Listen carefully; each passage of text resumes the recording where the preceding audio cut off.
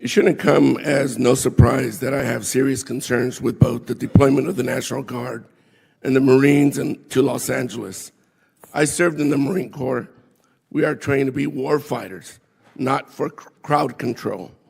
Everyone here should be alarmed that the president has sent armed forces into a city against the wishes of a governor and mayor.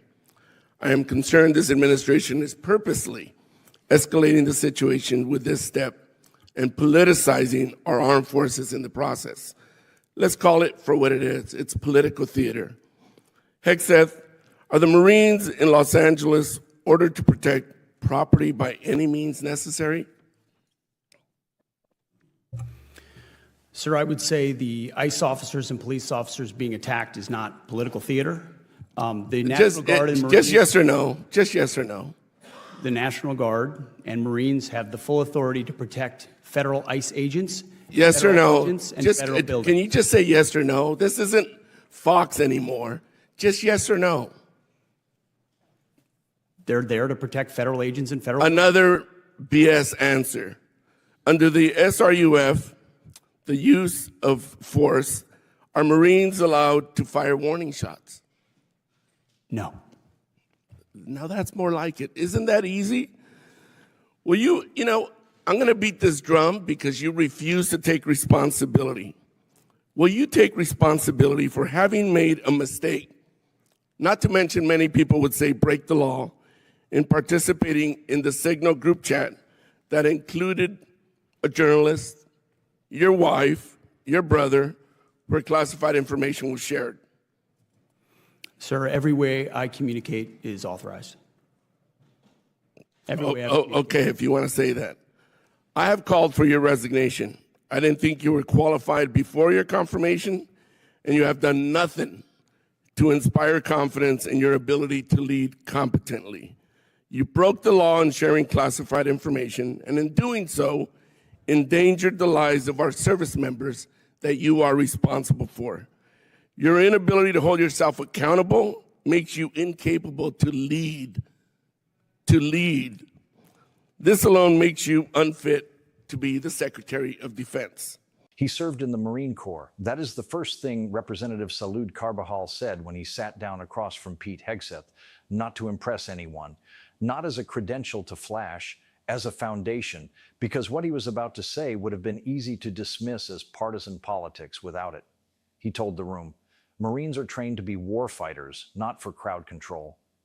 And deploying them into the streets of Los Angeles against the wishes of the governor and mayor is not law enforcement. It is political theater. And then he looked at Hegseth and said 4 words that cut through 5 months of deflection in a single sentence. This isn't Fox anymore. Hegseth had no answer for that. But Carbajal was not finished. Because after the Marines and after the Fox line, there was something more serious, something with a legal name attached to it. Something Carbajal said endangered the lives of American service members. And when Hegseth tried to answer it the same way he answers everything, with a pivot, with a reframe, with words that sound like a response without being one, Carbajal said something nobody had said quite so plainly in a formal oversight setting. You are unfit to be the Secretary of Defense. Secretary, do you think the United States should continue supporting Ukraine in its fight against Russia, a nation that is hostile towards the United States? Well, as you know, sir, President Trump is committed to peace. No, I just want yes or no answers. Today, the United States has spent billions of dollars. Yes or no? Yes or no? Over years. Just yes or no. Can I get a yes or no out of you? We continue to send. Come on. Presidential drawdown. It's that easy. Kindergartners can give me a yes or no. Yes or no. Yes, we support peace in Ukraine. Come on. Is this really leadership? You're an embarrassment to the United States. If Russia invades NATO allies, are you going to recommend to the president that we fulfill our Article 5 obligations? Well, Russia has not invaded NATO allies. No. President Trump. No. I reclaim my time. Yes or no? It's that simple. There's Article 5 in NATO, which we recognize. So is the answer yes or no? That's what Article 5 is, yes. Good. I'm glad you brought yourself to saying yes. Do you think political allegiance to Trump is a requirement for serving our nation, either in uniform or a civilian in the department? I'm incredibly proud, as are millions of Americans. No, no, no, President no, Trump. no. Not today, Hegseth. Yes or no? Congressman, you know what a silly question that is. But It's silly enough fidelity to to the warrant a Constitution. very straightforward answer. Yes or no? We all support and defend the Constitution of the United States. You know We're what? proud of I'm not going to President waste Trump. my time anymore. You're not worthy of my attention or my questions. You're an embarrassment to this country. You're unfit to lead. And there's been bipartisan members of Congress that have called for your resignation. You should just get the hell out and let somebody competently lead. The June 12th House Armed Services Committee hearing marked Hegseth's first public appearance on Capitol Hill since he narrowly secured Senate confirmation with a tie-breaking vote, the closest confirmation margin for any cabinet member. Lawmakers were already preparing for a tense session. They expected tough questioning on multiple fronts: the alleged sharing of sensitive military information via a signal chat, the administration's proposed defense budget, which Trump described as reaching $1 trillion, controversial Pentagon spending decisions, and the deployment of Marines to Los Angeles during immigration-related protests. By the time Representative Carbajal spoke, the hearing room was already charged. Senators from both parties had pressed Hegseth in earlier sessions the previous day. Over the past 5 months, a series of controversies had accumulated around him: the signal chat incident, the restrictions involving military photographers, the renaming of Confederate-linked bases, the dismissal of military legal officials, and the deployment of troops to U.S. cities. Each issue remained on the record, waiting for a focused line of questioning. Carbajal was the one who delivered it. A Marine Reserve veteran of the Gulf War, Carbajal brought direct military experience to the exchange. That background mattered in the context of this hearing. Hegseth, by contrast, came from a media career before entering government. He has never commanded troops in combat or led Marines in the field, yet now serves as Secretary of Defense, overseeing those who have. When Carbajal stated that Marines are trained as warfighters, not for crowd control, it was not a political slogan. It reflected core Marine Corps' doctrine. Marines are trained to close with and destroy the enemy. That is their mission, their identity, and the foundation of their training, using that force for domestic crowd control. Raises not only legal concerns, but institutional ones about mission misuse. Carbajal expressed concern that deploying armed troops to American streets risked escalating tensions and politicizing the military, calling the situation political theater. Hegseth had authorized roughly 700 active duty Marines to assist more than 4,100 National Guard troops in securing federal buildings and personnel in Los Angeles. Under the Posse Comitatus Act, active duty forces are generally prohibited from engaging in law enforcement against U.S. civilians. The Insurrection Act, which would allow such involvement, is rarely invoked, and it remained unclear whether the administration intended to use it. That legal uncertainty set the stage for direct questioning. Carbajal pressed: were the Marines in Los Angeles ordered to protect property by any means necessary? Hegseth began responding by referencing ICE officers, police personnel, and alleged attacks on federal agents, arguing that troops had authority to protect them. Carbajal cut in sharply: yes or no?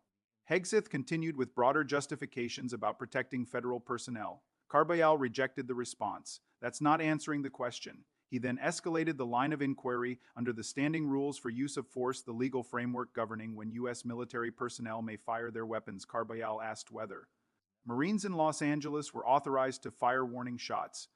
This time, Hegseth answered directly. No, it was the first clear, unambiguous answer he gave during that exchange. Carbajal immediately seized on the moment. Now that's more like it. Isn't that easy? The point landed publicly. If a Secretary of Defense can answer directly when he chooses to, then his repeated evasions elsewhere are not accidental. They are a matter of choice.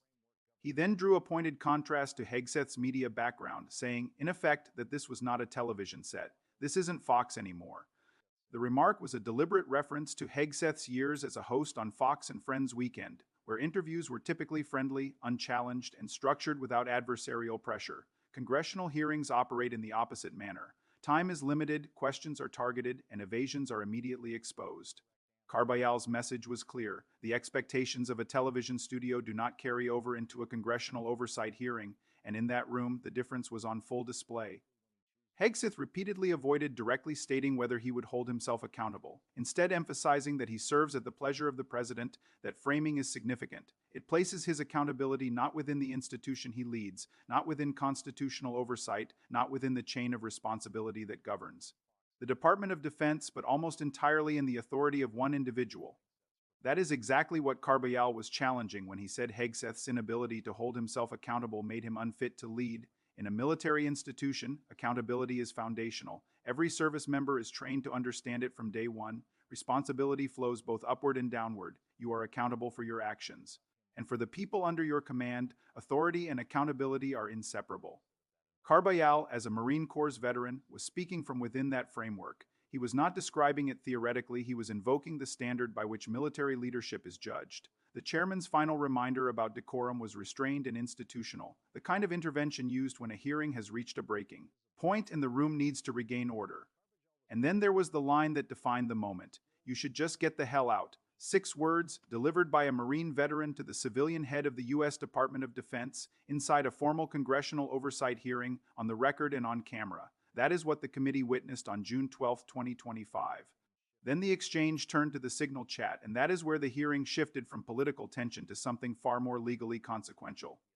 The Signal chat quickly became a national controversy after Jeffrey Goldberg, the editor-in-chief of The Atlantic, was mistakenly added to the group. National Security Advisor Waltz acknowledged the error and took responsibility for the breach. However, Hegseth faced separate criticism after reports emerged that he had shared details about military strike operations in another Signal chat that included his wife and his brother. The situation escalated further when the Inspector General received evidence suggesting that the operational details shared by Hegseth were drawn from a U.S. Central Command document that was, at the time, marked classified. The document carried a secret no foreign designation, meaning it was restricted from foreign access. While Hegseth holds original classification authority, giving him the power to declassify material before sharing it, questions remained about whether any formal declassification process actually took place before the information was communicated. During the hearing, Carbajal did not treat the issue as a simple procedural dispute over messaging platforms. Instead, he framed it as a serious breach with potential operational consequences. You broke the law in sharing classified information, Carbajal said, and in doing so endangered the lives of the service members you are responsible for. Your inability to hold yourself accountable makes you incapable of leading. This alone makes you unfit to be Secretary of Defense. Hegseth responded by insisting that all of his communications were authorized. It was a carefully constructed answer. It did not directly address the presence of journalists, family members, or outside individuals in the chat, nor did it explain how operational strike details were shared in that setting. Instead, it focused on authorization. As a matter of process rather than addressing the underlying concerns about security and access. At one point, the exchange grew even more tangled over classification rules. Hegseth argued that certain details related to military strikes could not be discussed in the hearing due to classification concerns. Yet in other statements, he also suggested that the information he had shared was not classified at all. Those two positions created an obvious contradiction. If the material is not classified, there is no restriction on discussing it. But if classification rules prevent discussion, that implies classified material exists in the record. The inconsistency went unresolved during the hearing. The exchange then shifted to broader foreign policy questions, including Ukraine and NATO's Article 5 obligations, all within Carbajal's limited questioning time. Each time, the pattern repeated: direct question, partial or indirect response, and renewed pressure for a yes or no answer. On Ukraine, Hegseth ultimately said yes when pressed on continued U.S. support, after initially redirecting to broader statements about peace. On Article 5, after some hesitation and reframing, he also confirmed support for treaty obligations if a NATO ally were attacked. But the most heated moment came at the end, when Carbajal asked whether political loyalty to Trump was a requirement for serving in the Department of Defense.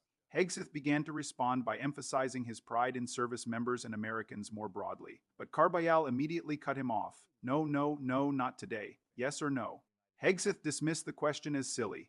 Carbajal disagreed, insisting it was a straightforward question that deserved a straightforward answer. As the exchange broke down, Carbajal ended his time by declaring that Hegseth was unfit for the role, pointing to bipartisan criticism and calls for his resignation. You are an embarrassment to this country, he said. You are unfit to lead. And with that, the hearing's most combative exchange came to a close, leaving behind a record of sharp questioning, unresolved contradictions, and one of the most confrontational oversight moments of the session. You should just get the hell out and let somebody competent lead this department.